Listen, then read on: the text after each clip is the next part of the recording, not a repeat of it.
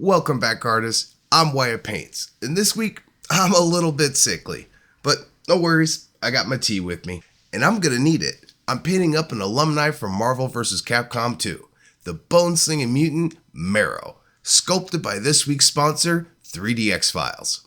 Even though she's half the size of Wolverine, she has twice the attitude, and she was the test run for future characters of X-23 and Honey Badger. Unfortunately, that attitude wasn't enough to keep her relevant in the modern era, so we're gonna have to do our best to make sure she's back in the spotlight. But before I get started, I do want to acknowledge two things. First, how do you like the new camera? Am I pretty now? And second, some really good news as the channel has passed the threshold of 2,000 subs. I couldn't be happier. But it does mean I'm going to have to retire my texture palette and possibly paint myself up a new play button. This time leveling up to resin, as it'll look so good next to my PLA button. Look for that short sometime next week. For now, I've got to get that raging redhead painted. So, meet me over at the painting table. I'm going to grab my brushes. Let's get started. To start us off, we have a nice and chunky base of rubble. Thankfully, this comes in two pieces, so it'll make it a lot easier to paint it all, especially with everything so intertwined. I ended up deciding to keep them separate for ease of painting, but that does mean I'll have a pretty noticeable gap down at the bottom. Normally, I would want to handle this seam right now to make it less noticeable. But with all the rubble and debris, I'm pretty sure what I have planned out is gonna work. So the first decision I need to make is about the timeline. I've got to ask myself, is this a newly destroyed building, or is this just part of a decimated area that has seen way too many battles? Choosing this now is gonna help guide me in the color choices and weathering as I paint. As an example, if you've seen Terminator 2 in the future war scenes, all the rubble kinda has a dull gray vibe to everything, as countless skirmishes have blanketed the area in many layers of soot and ash that dulls all the details into a more homogeneous gray and brown. Since Marrow is an X-Men, Days of Future Past seems like a good setting, so an older, more grayed out battlefield seems like it'll be a better fit. To get going, Brigandine Brown gave me a nice chocolatey base for the dirt. This doesn't need to be clean and careful. Just get it down everywhere that there's dirt. Any overspill can be cleaned up later. It's one of the benefits of painting inside out. As I move to the stuff that's sitting on top of the dirt, any errant paint will be dealt with.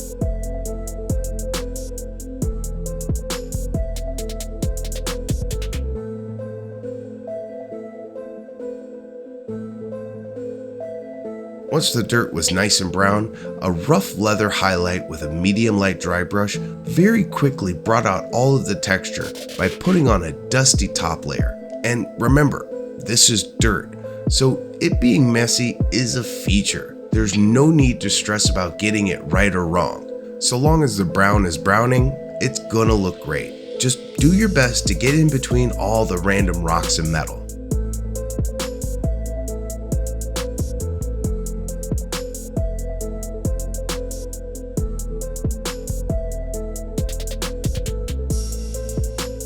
Moving up to the rubble, I turned to some Castle Gray to give all the building chunks a medium heavy dry brush.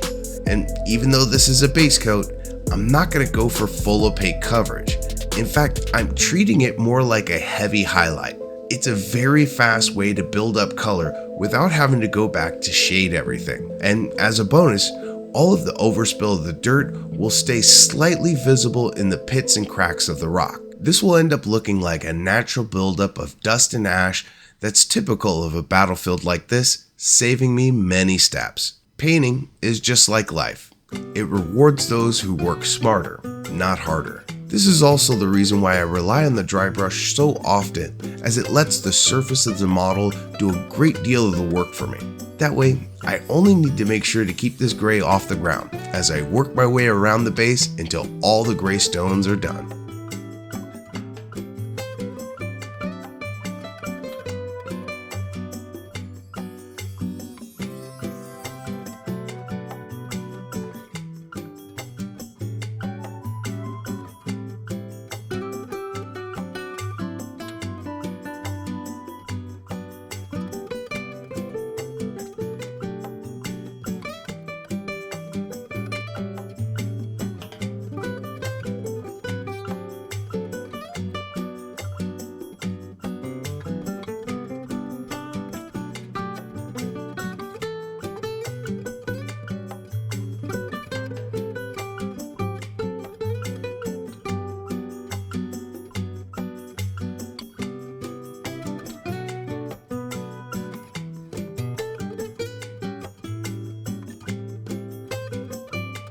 For the barrel and the main I-beam, I turned to chaotic red. Thinned down heavily, I gave each 2 thin coats.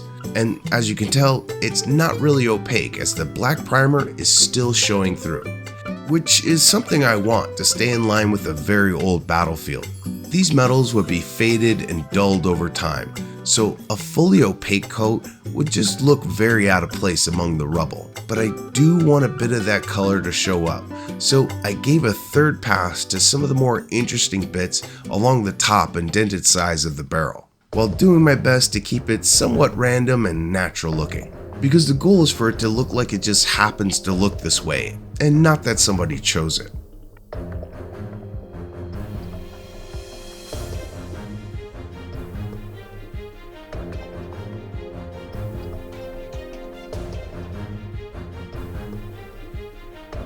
Next, a light dry brush of gunmetal got the last remaining metal girders looking correct. I want this to slowly build up for me, as just like with the barrel, if this is solid, bright, and shiny, it'll look very out of place on the base. So it's a bit of a balancing act of adding the metallic while doing my best to preserve as much of the black primer as I can. And going slow here makes it a whole lot easier to know when I need to hit the brakes.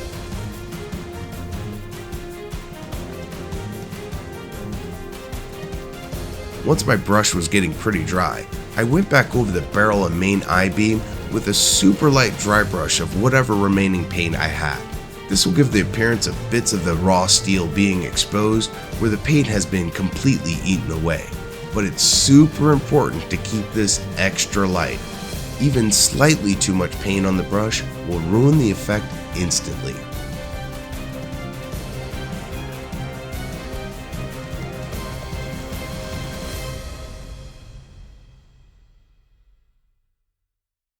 For my final metal on the base, death metal took care of all the twisted rebar poking out here and there. It's the perfect color to give a metallic but well patinaed look. It just requires getting dialed in to paint this cleanly and not get any overspill.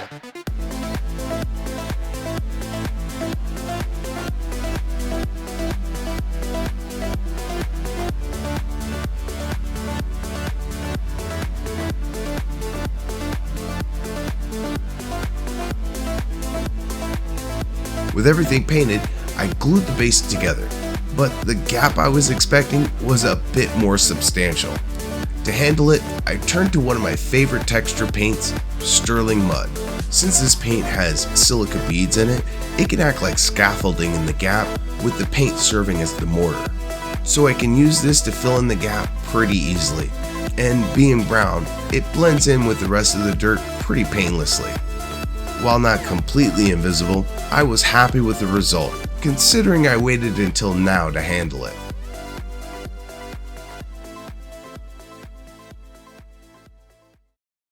With the base all finished up, I'd like to take a few seconds to thank my subscribers over on Patreon.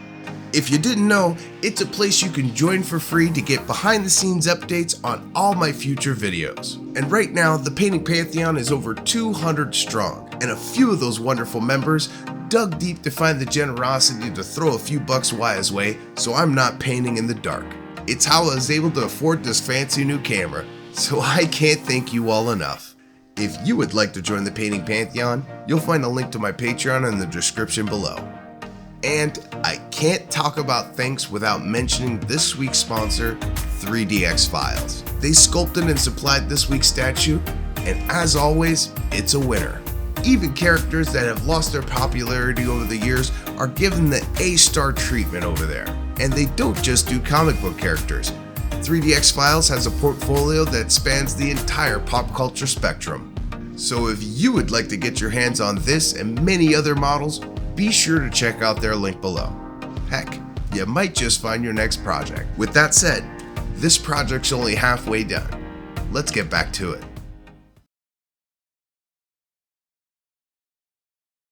Now to get going on Marrow proper, I started with her suit and Guardian Green. Unlike with the rubble, I absolutely want a fully opaque base coat on all the green panels. But even still, it's important to thin the paints down by first dampening the brush before I reload. This will ensure a smooth and even finish.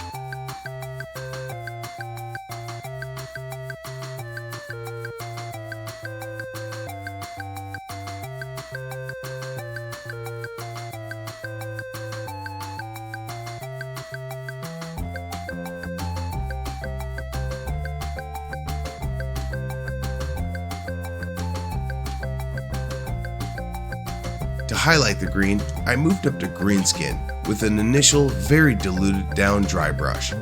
Keeping this super light will gradually build up color on all the larger areas that need a general highlight. And while it looks scratchy on first application, since it's so thinned down, when it dries the transition will be much smoother. So it's a matter of ignoring the voice in my head that says it looks wrong and just trust the process.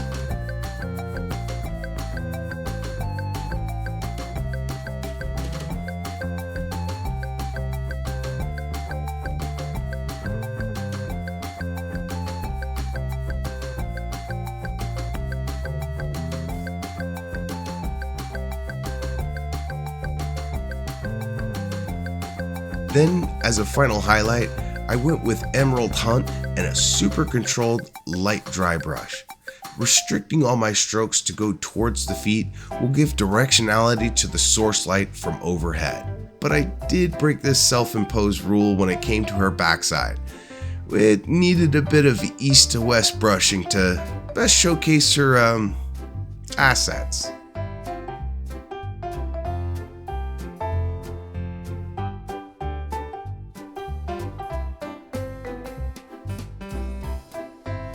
For the blue sections, it was roughly the same except for the color choices, starting with a deep ocean blue for the base. Here, I did need to slow down to get a nice clean edge where it meets up with the green. While I like painting fast, nothing is faster than doing it right the first time. Just 2 thin coats and it'll be ready for highlights.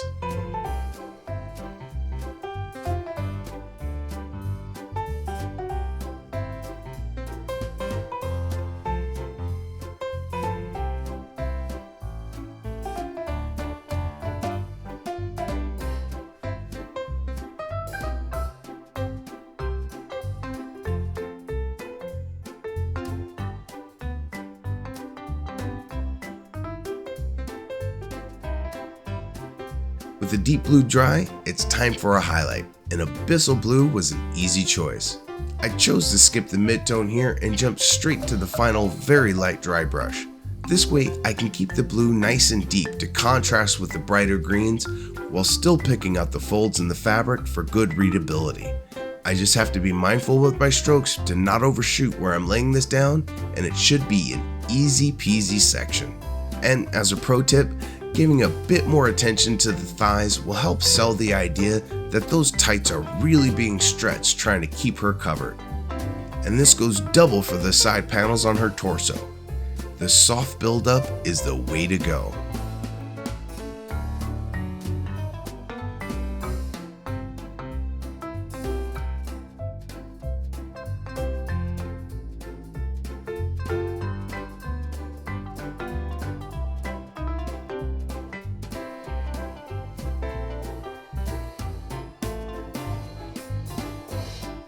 Next, to work on the skin, I broke out my wet palette for a little bit of extra work time and Tiger's Eye for the base.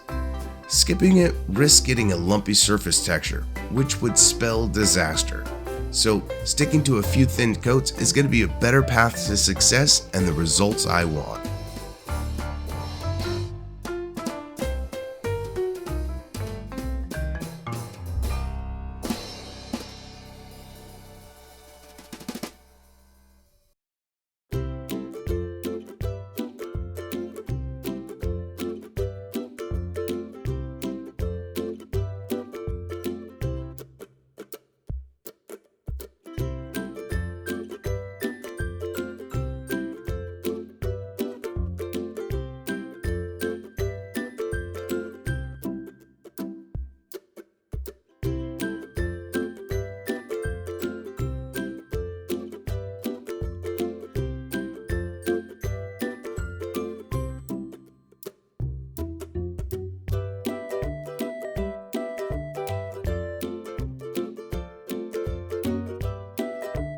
After a bit of dry time, my skin is looking pretty good.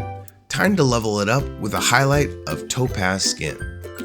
Keeping the paint on the thin side is gonna be critical when it comes to controlling this highlight. This way, I can use layers to build up the color more in the highlight areas while maintaining the deeper shadows. It's also important to take care in which direction you're stroking it, as whichever direction you brush to will have the heaviest deposit of paint. So keep it in mind, you always want to paint from the shadows towards the highlight.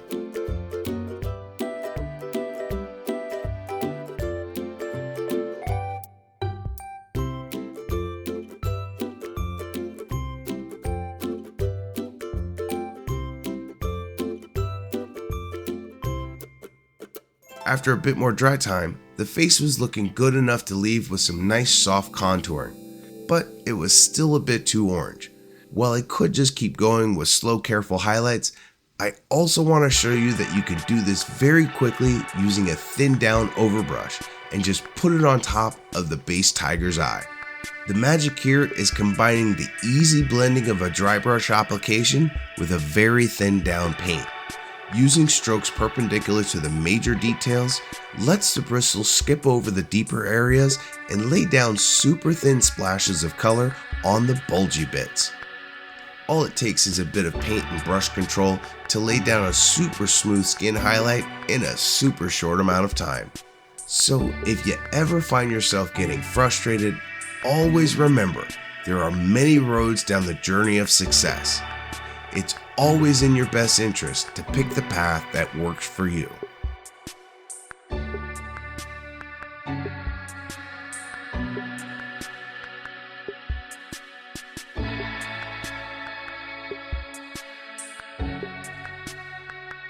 Hopping over to the bones, she's rocking her signature twin daggers along with her back spikes, and painting them should be pretty painless using a 3-step method. First, I need to base everything in Tomb King Tan. Hopefully, laying down this deep bone tone won't get me hit by the algorithm hammer, but I just can't help saying it. Deep bone tone. Anyways, despite regressing to the 5th grade mentally, these bone tones are a straightforward paint by numbers section. Just stay within the lines, especially when it comes to those knee pads.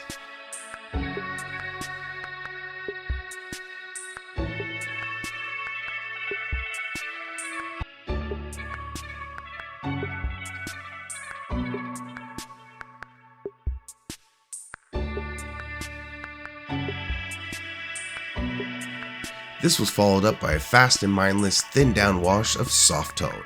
Using a few coats of this made it pretty easy to develop a solid patina on all of the bones. You just gotta be extra vigilant on cleaning up any pooling.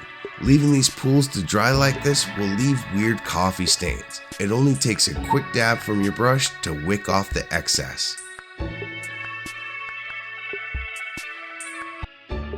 Now it's time for step 3 of the deep bone tone plan. I promise that's the last time. This step is to dry brush on a slightly heavy pass of ancient stone. I just need to make sure to hit these bones from every angle I can see.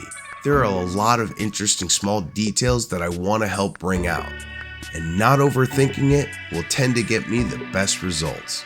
And I almost forgot to paint the bone pieces just under her bust, but you already know how those went.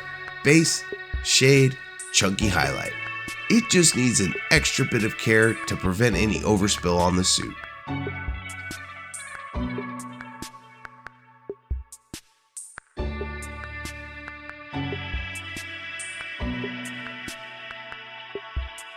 Next, because I love to torture myself, I broke out my tiny detail brushes to get in close on those eyes. Painting the eyes black beforehand and maintaining a thin outline will help with the readability of them. But because my hands were extra shaky today, I just went with the God eyes. No need to risk a paint job because my hands aren't cooperating. I followed it up by painting the teeth similar to the bones, starting with Tomb King, followed by a highlight of Ancient Stone. If this was a larger scale build, I would try to get in there and do the gums as well, but I was limited by my print bed size. For this scale, just making sure the teeth has some separation is gonna look great. Then I followed that up with a few touches of figgy pink for her lips. Like a lot of the ladies I paint, Marrow has never been known to wear heavy makeup, so a touch of lip gloss was all that I planned to do. Moving up to her hair, since she's a redhead, starting with Wyvern Fury as a base will get me most of the way there. And yeah, that's a random support contact still stuck to her hair. I only really noticed it when I was looking at my camera's playback screen, but a quick pinch with my nail solved the problem. Then it was back to basing the hair. Now, when it comes to the actual hairline, it's super important to make sure your brush strokes are going away from it. If you do get a bit of overage on the skin, using strokes moving away from it not only minimizes the issue, but also leaves a bit more of a natural looking hairline.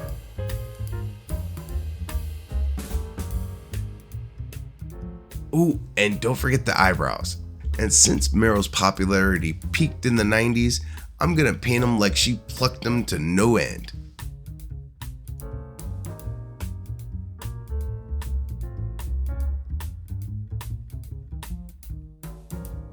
Now to add a dynamic highlight to the hair with a very light dry brush of Molten Lava. This is gonna ease that base red into a nice bright orange finish. So long as you don't overload your brush and keep your strokes perpendicular to the grain of the hair, this should be pretty light work. Finally, Marrow has these gold details that'll need a quick once over with Grady Gold. Just her rolled cuffs and the wings on her tights is all that stands in the way of finishing. So after a few minutes of restricted dry brushing and some very slow layering, I called her done. And let's go crazy! Marrow came out great. Keeping the base on the desaturated side certainly helps her stand out from it and grab the attention I wanted. And extra props to 3DX Files for the amazing pose. The connection to the eye beam just disappears at certain angles, making it seem to really defy gravity as she pounces on a target. Really good job, and thank you again for being this week's sponsor. As a reminder, if you want to get your hands on this and many other models, you'll find a link to their page below. I hope this trip down memory lane hit the nostalgia button for you like it did for me. Or is this your first time introduced to Marrow? Let me know in the comments. And if you enjoyed the video, it'd be super awesome if you hit that like and subscribe button. While we have passed the 2,000 threshold, we have a long way to go to the next milestone. And as for upcoming projects, I have another nostalgia hit coming up with a Roger Rabbit tune gun. But if I want to get that done in a timely manner, this is gonna have to be goodbye. But as always, thank you for watching, stay creative, and always enjoy the process.